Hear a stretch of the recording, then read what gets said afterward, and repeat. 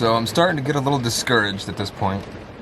It's raining again, so I can't really do anything. The water keeps leaking through the hood of my bus, right on top of my valve cover. So I have to redirect the rainwater off that. So that's kind of a pain. And I called around to some mechanics. There don't really seem to be any diesel mechanics around the area. I called a few people, and there's a few more people I can call, but it ain't looking too good.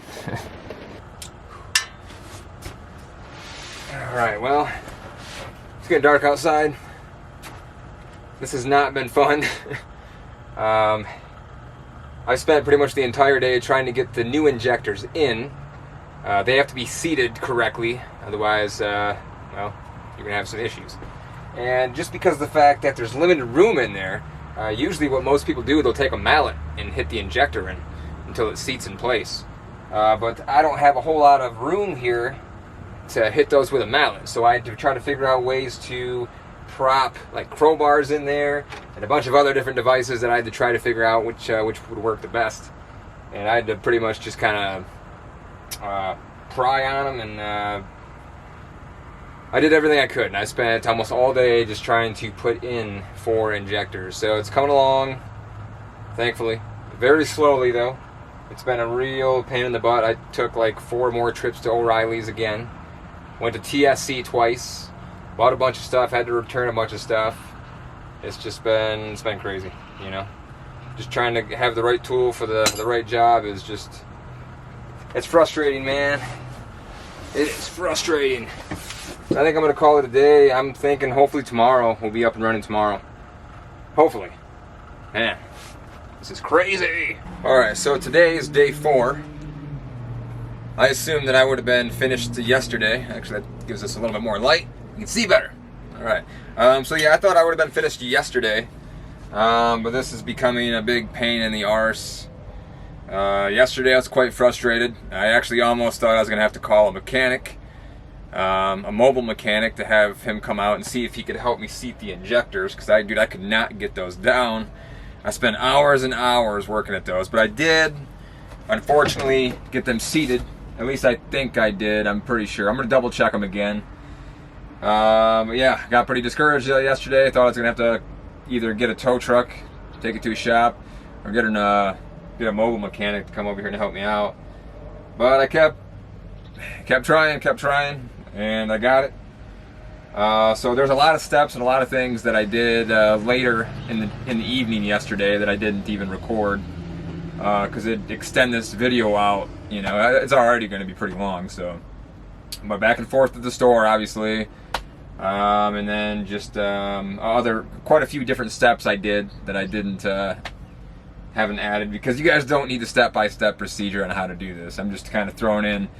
Basically what I'm doing is I'm just showing you how much of a pain in the ass van life can be for certain individuals, and that it's just not always rainbow and sunshine, you know. So yeah, 4 days now, stranded, trying to get this figured out. So right now I evacuated all the fluid out of the cylinders. I did so manually by cranking the engine over, and then I bumped the key a few times as well to try to evacuate all the fluid. So I'm pretty sure I got it all out.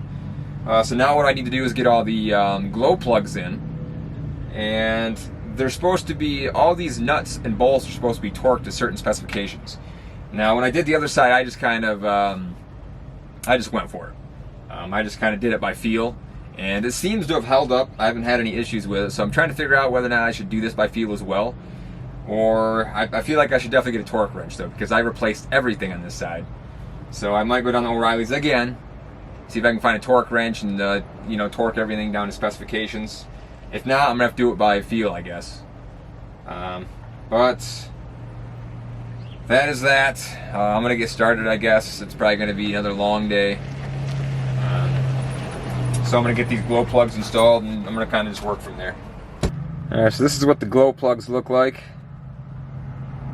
And there are 8 of these total, so there's 8 cylinders.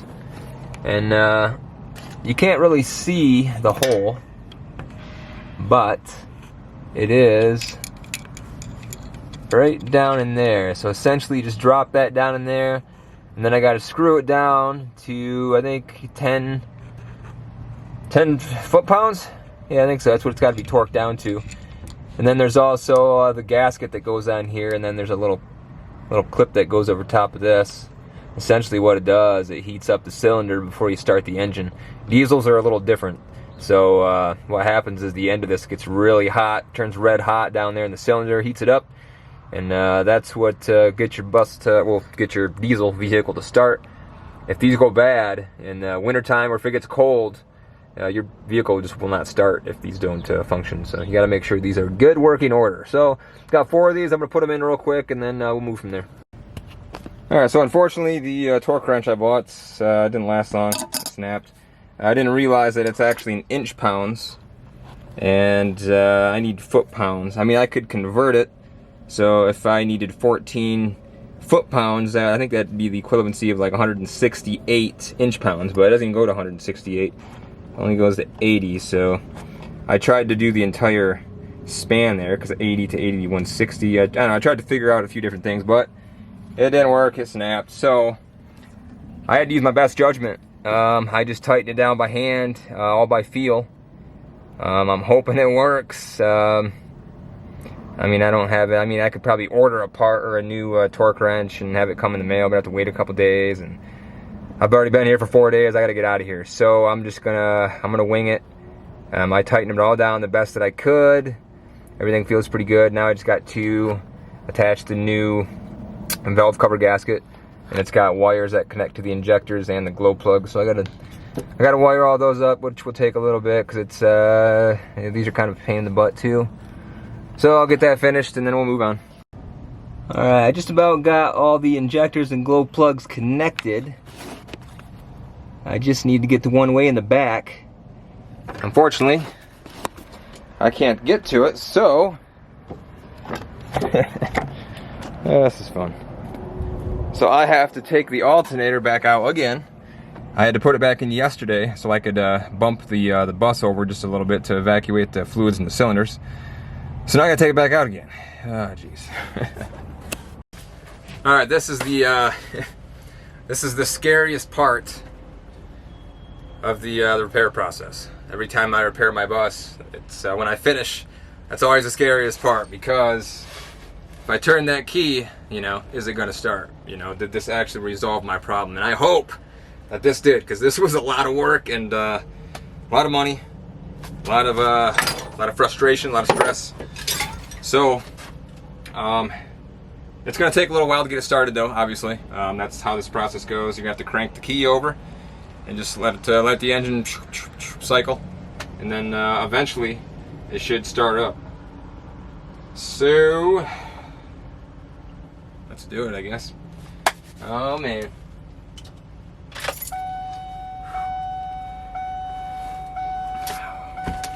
Oh man. The excitement.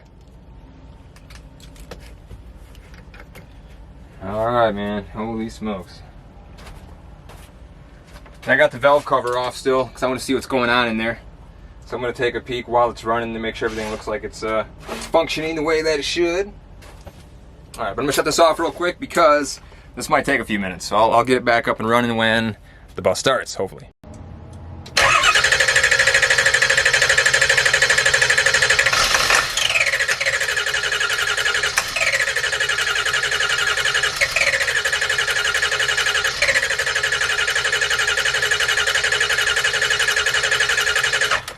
Alright, so I cranked my engine over many times, and it won't start yet. Actually, the battery died. So I'm using my solar power to recharge my battery. This is a slow charger though, so I don't know how long this is going to take. Might take a while, but right now this is the only option I have. Unless I want to call somebody to give me a jump, or go to a store and buy a different charger that's a little bit more powerful. But this will work for now, but I'm just gonna have to wait it out, see what happens.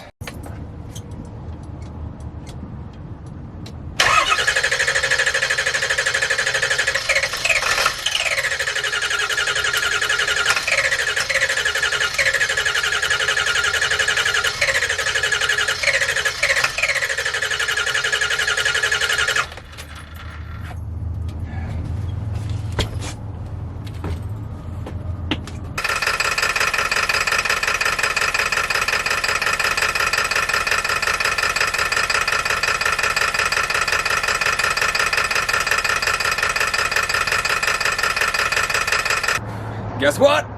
She runs!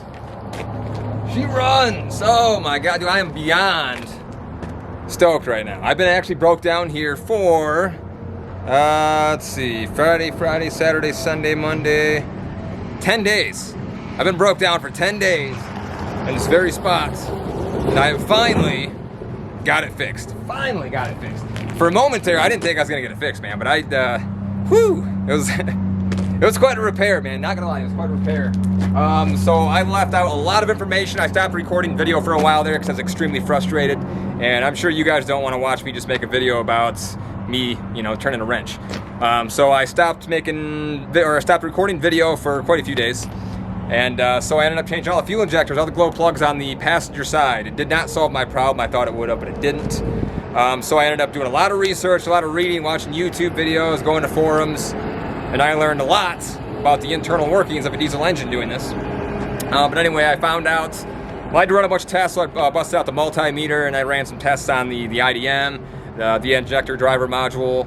I checked out the valve cover harnesses, checked for continuity, did ohm tests, and pretty much what it came down to was either the IDM was bad or I had a wiring issue somewhere along the harness from the IDM to the fuel injector, or it could have been the injector harness, but I replaced both injector harnesses, so that pretty much ruled that out. So the only thing that it could have been was the IDM or the wiring between the IDM and then up to the gasket, the valve cover gasket. And luckily it wasn't the wiring, because I do not want to have to go through all that wiring trying to figure out what wire is bad. So I'm glad it's not that. So I ended up ordering an IDM module. It's a special order kind of item. I couldn't get it from O'Reilly's. So I ordered it and it shipped it to the post office here, which is just about a mile away, so not too bad. Just went there to pick it up today on my, my one wheel. I'll show you some footage right now.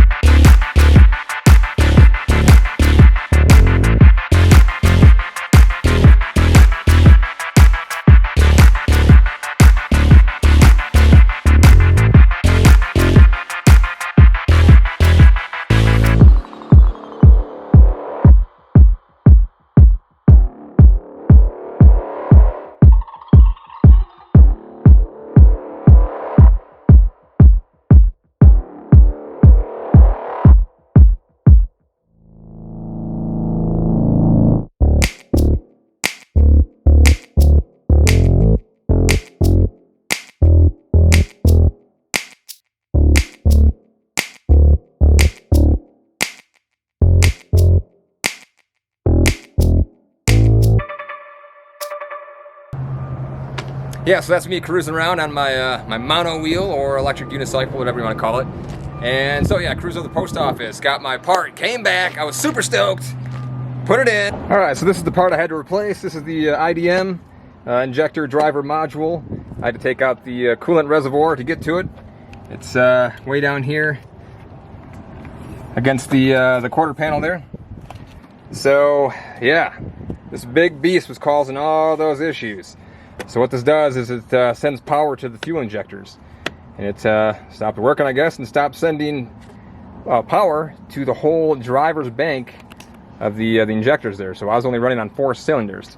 So I'm gonna get this put back in there, put the coolant reservoir back in there, fill it back up with coolant, get my bus cleaned up, put the valve cover back on, blah blah blah, and get the heck out of here, because I am done. I am done. Dude, and she fired right up. So I am, dude, I want to get out of here. Like, I want to go look at this piece of land that that's what I came down here for, was to look at this piece of land. And I broke down in not a mile. I broke down 1 hour away from this piece of land that I'm supposed to look at and possibly buy. So this has been not very fun, although I've had a little bit of a positivity though. I've had some people show some support. Actually this morning at 4:30, some lady came by and dropped off like a care package with water, some lentils, some peaches, you know, some food, some essentials. So that was nice of her. And then another fella came by. I talked to him for a little bit, but people have been pretty nice around here, which has been awesome, because a lot of cities I go to, if I park in an area like this, I get kicked out the same day, you know. So I've been grateful for that. Otherwise, if I got kicked out of here, I have no idea where I'd go. And it's been a blessing because O'Reilly's is right there, food is right there. So it's been awesome. But I'm gonna end this video right here because I'm gonna clean my bus up and I'm gonna go check out some land, man. I'm gonna go check out some land. Dude, so stoked. So stoked. All right, so I should probably fill you all in on what's going on.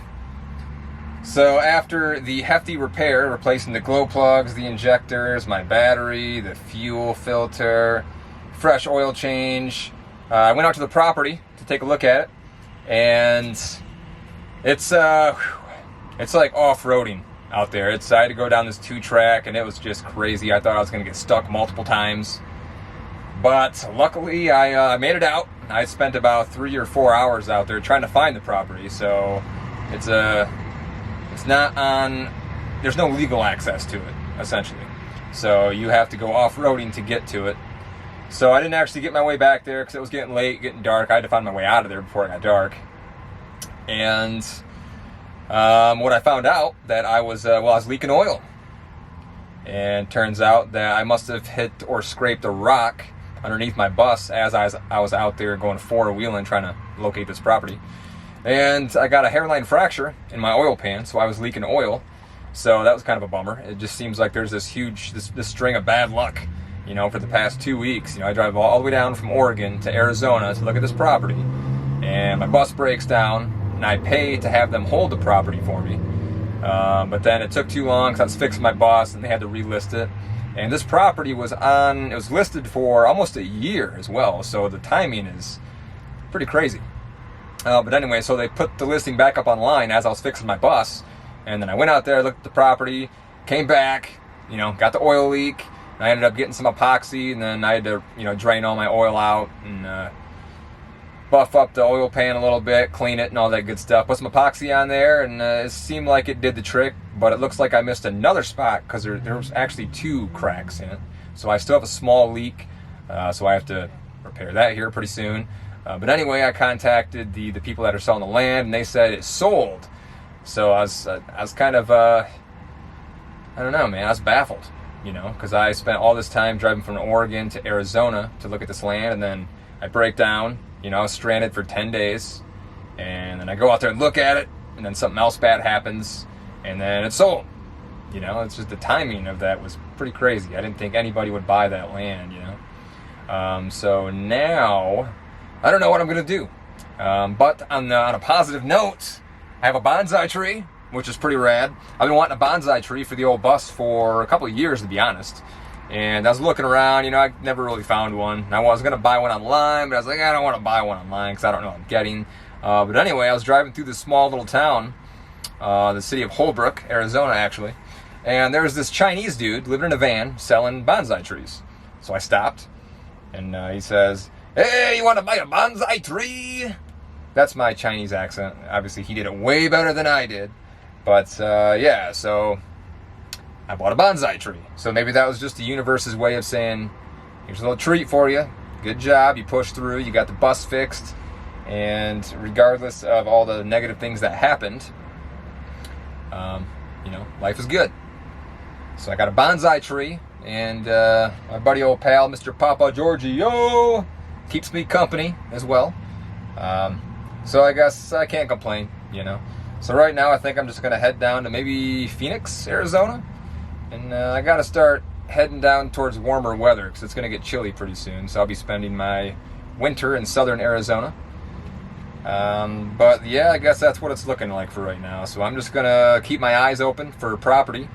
I'm looking for at least 10 acres or more. So if anybody out there knows of some land for purchase, more specifically in Apache County in Arizona, because their regulations and laws they're a little bit more lenient out there. So if you know of any property out there for a decent price, at least 10 acres or more in Apache County, let me know, because I will be looking. And that is that. Well, for now, I think we're going to let you all go. Hit that like button, hit that subscribe button, and leave a comment, man. It's been a while since I've been making YouTube videos, but I'm going to get back into the groove of things. And just let me know what's going on, what you're up to. And yeah, peace and love.